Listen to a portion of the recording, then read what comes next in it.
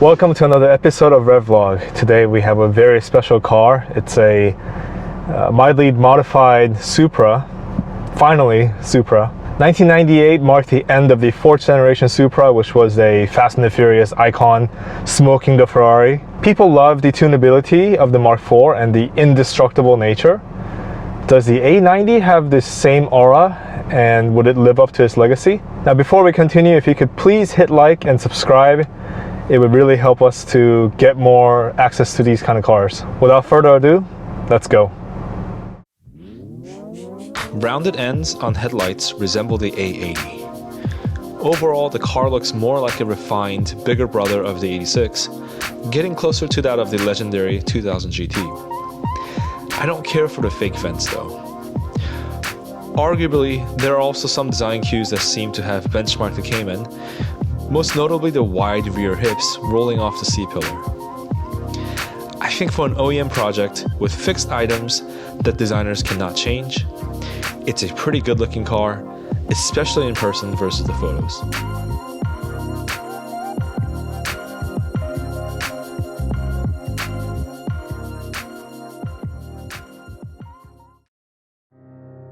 Well, for one thing, the German ergonomics definitely help someone of my size. At 6'1", I never feel quite at home in smaller Japanese sports cars, but the Supra, I can stretch out my legs in a comfortable position and still have the steering wheel right at my chest. The seats are a perfect balance of just enough holding power without being restrictive. What's not so nice is the remaining BMW sound. They've gone that small extra distance to add this piece that is somewhat reminiscent of the A80 cockpit-like interior, yet no one has bothered to change any of the sound design.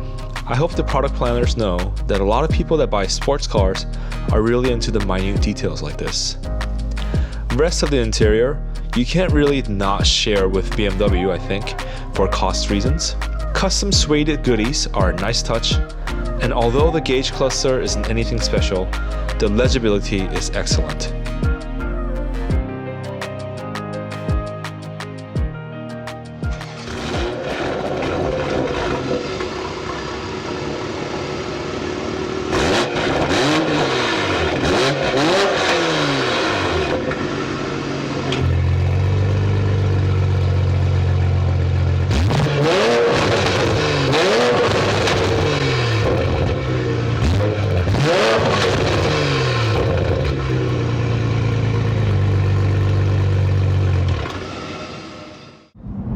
So first of all, let's talk about the obvious, right? I know a lot of people complain that this isn't really a Toyota, it's just merely a BMW skinned in a Toyota's clothing. Well, technically that is true. I mean, this car is built by the Austrian company that makes the Z4 for BMW. BMW parts everywhere, especially the interior, but this is an OEM project, right? So you would expect that. Nowadays we now live in a day and age where there's so many sensors in the car. Even if you take the exact same hardware and tune it differently by software, it's a completely different car. So, you know, without even having to drive the BMW Z4, I know they're gonna drive differently. This car has been massaged a little bit from CSG. We're on the freeway now, so can get on it just a little bit and see how it goes. Chilling in 8th gear for now. Oh my God.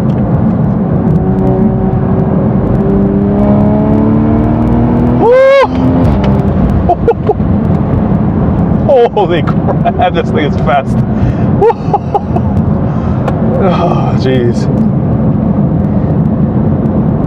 Man, this V58 engine, I know we've driven the M340i, so we're already very familiar with this engine, but when it's massaged, holy crap.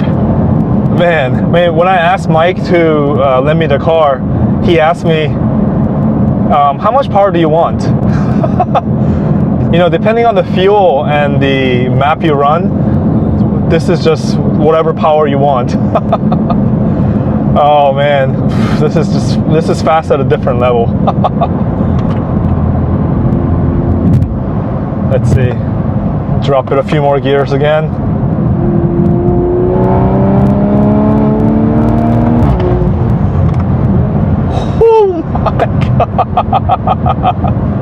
Yeah.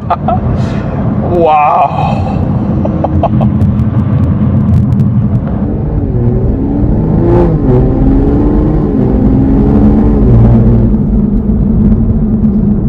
And this ZF transmission, the way Toyota calibrated it, it's just at a different level. Again, beautiful, beautiful, beautiful. Oh my lord. This car is on Tein's prototype, and I'm happy to report that it retains most of the OEM suppleness. When I rode shotgun with REVmatch, you know, I couldn't shake off the feeling that the car was just an excellent daily driver. It was so supple. And even though I'm sure, because this is a CounterSpace Garage spec car, it's probably excellent on the track, but daily driving, oh man, this is really comfortable. I mean, and the brakes, oh, this AP Essex package, oh man, the initial bite on this is just amazing. Every car you've driven ever is gonna feel like it's not really stopping. As much as you might hate the BMW partnership as a Toyota purist, let's not forget Toyota did make a purely Toyota developed car. It's called a Lexus LFA, and it happens to cost $300,000. So, you know, that's what it takes nowadays. You know, if you want to do a own development, I mean, that's the car that shows the epitome of Toyota engineering, right? So, but if you're a mirror motor like me, I mean, I'm really happy that Toyota took this route personally. You know, even compared to the GTR and the NSX, which were technically in the same category in the past, those two cars are now past the $100,000 mark. And this Supra, you know, had the starting price plan to begin with, and I really appreciate that. And you know, for such a square car, meaning short wheelbase and really wide width, they've really paid attention to the straight line stability. When I was driving on the freeway, there was no feeling that this car is a difficult car to drive. And unfortunately today I'm not on the track, but I am told from Mike from CSG that this car rotates on the braking and corner entry like the S2000. So if you're the type that really likes rotation, this is the car for you.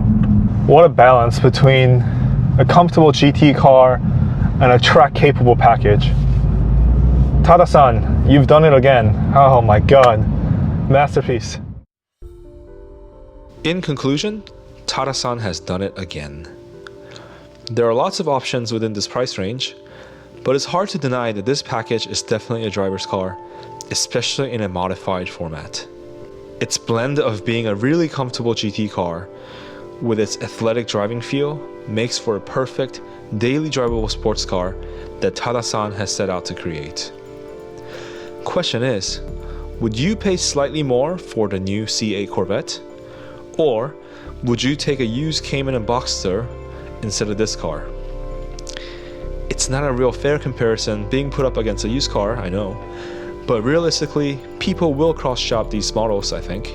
$60,000 new might be a bit steep, but a few years down the road, it would be an exceptional value for the money. As excellent as the ZF 8-speed is, purists will want a manual transmission, so here's to hoping that we get one eventually. I understand why Toyota purists could be upset about the BMW partnership, but I think the partnership has gone the right way, and the end consumers benefit from a relatively attainable price range, especially compared to its good old Japanese rivals like the Nissan GTR and the NSX. Thank you so much for staying till the end of the video. If you enjoyed this footage, please hit the like button and subscribe to the channel. I'll see you in the next video.